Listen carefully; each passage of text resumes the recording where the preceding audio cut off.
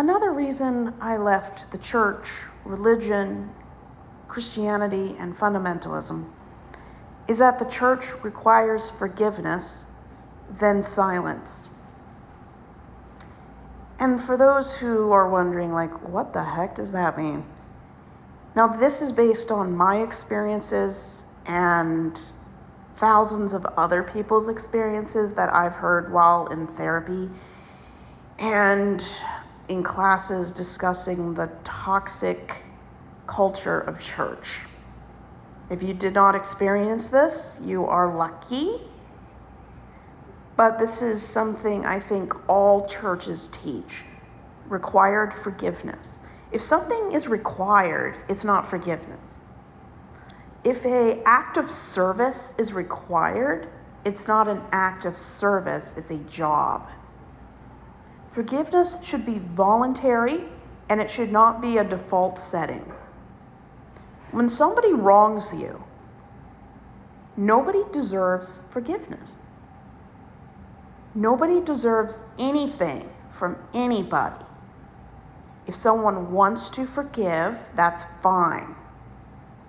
But if someone chooses not to forgive, that decision should be respected, understood, and supported just as much as the forgiveness choice should be supported. If it's not, you have yourself a toxic dynamic. And forgiveness can be a beautiful thing, and forgiveness just isn't a religious thing.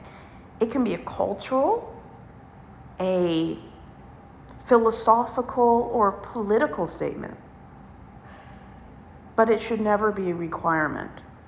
If you're a part of a religion that tells you that if you don't forgive somebody, you won't be forgiven, that is manipulation. You don't deserve forgiveness. Forgiveness can be something that's earned, something that's freely given, or it can be a combination of both. And as long as you're not choosing to forgive someone out of spite, I don't think not forgiving is wrong. I personally wouldn't want somebody to choose not forgiveness if it's going to continue to hurt them. If you're not forgiving someone to punish yourself, then that might be the only reason why not forgiving somebody could be bad. As long as you're choosing to not forgive someone due to having boundaries, a standard, and to protect yourself, there is nothing wrong with that, and it should be respected. If somebody was human and made a simple mistake, forgiveness can be easy. But if somebody went out of their way to intentionally, habitually hurt you, sometimes you need to set a boundary, and the boundary can be forgiveness but no contact. It can be forgiveness with limited contact. And sometimes people choose forgiveness and open contact. I don't really have an opinion about any of those choices because I'm not the person who made the choice.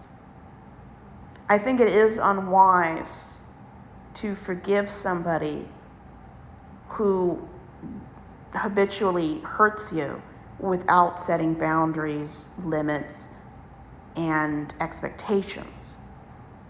That's when things start becoming possibly codependent.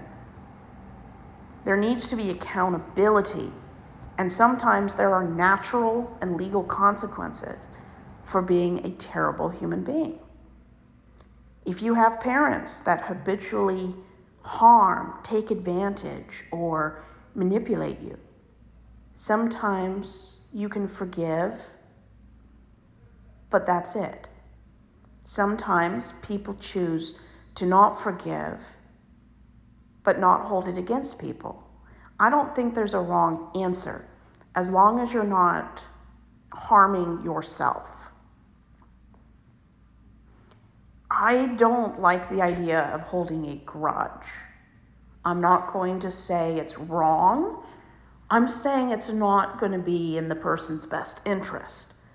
Because going to medical school, I learned that a lot of negative emotion that isn't expressed but held internally can cause autoimmune disorders, mental health issues, behavioral disorders. I mean, it's not healthy to hold negative emotion internally. It can also cause high blood pressure, early death, chronic maladies. It's not good to internalize your emotions. We live in a culture where we're not allowed, and especially women, are not allowed to be anything but polite and friendly. If a woman gets angry, people react much differently than if a man gets angry. People respect an angry man. People ridicule when women are angry. They blame it on hormones or having certain parts, or it's a certain time of the month. People don't respect, they don't support women who get angry. And if somebody continuously gets angry at a person, this is a red flag for me. If somebody frequently sets you off or pushes your buttons, this is a sign of a possible toxic dynamic. When people try to push your boundaries, or they try to manipulate you, sometimes the best thing to do is set a boundary. Boundaries aren't about other people. Boundaries are setting expectation, having effective communication, and then it tells everyone how you react to a healthy or unhealthy experience. When people try to push your boundaries after the first time, and they know why you have this boundary, and what happens when they try to touch your boundary, but they still do it, these are the kind of people you don't want near you. Because healthy people will support your boundaries. They will support your decisions. There will be an emotional support system for you. If an institution teaches mandatory forgiveness, and it's not just forgiveness, it's forgive and put it out of your mind. This is a structure of toxic behavior. If everybody just made a mistake and they never do it again, forgiveness could be a beautiful thing. But when you're in an environment where people intentionally prey on vulnerable people, there's little to no consistent, genuine accountability, where the majority of people don't support survivors, where society protects, enables, teaches, and deflects healthy dynamics. Sometimes forgiveness can be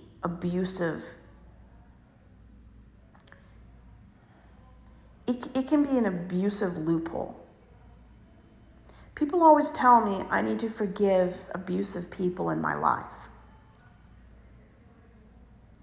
If you forgive somebody who continues to behave abusively, this is a type of enabling abusive behavior, even if it's not intentional. When women are in domestic violence cycles, where it's someone does something terrible, the wrong person, usually the survivor, the victim, apologizes when they have nothing to apologize about. They have to forgive the person who wronged them. The guilty party acts contrite but never changes, and then they start the cycle over again. This is the kind of forgiveness that Christianity wants. There's little to no accountability. There's no long-lasting consequences for damaging people's trust in people. If you want to forgive somebody, that is fine. But think about, is this the first time? If this person is constantly doing this behavior, you might want to think twice about forgiveness. You might need to try counseling or divorce. And I don't think forgiveness is the better option or the only option. It's just another vital, possible choice. I don't like how religion treats forgiveness as something that's godly or perfect or the default setting. If somebody chooses not to forgive, we should never assume it's because they're holding a grudge, they're angry, they're not being godly. I mean, this person who's not forgiving could have a genuine reason why forgiveness is not good for them. If you've grown up in an environment where forgiveness was used as a bait and switch for abusive or unhealthy behavior, people can see forgiveness as a get out of jail free card. Because in a lot of circles, it is. When pastors admit to misconduct that may or may not be illegal, even though it should be unethical, and it should be a firing response to this kind of behavior. How many times have I seen on YouTube where a pastor confesses, begs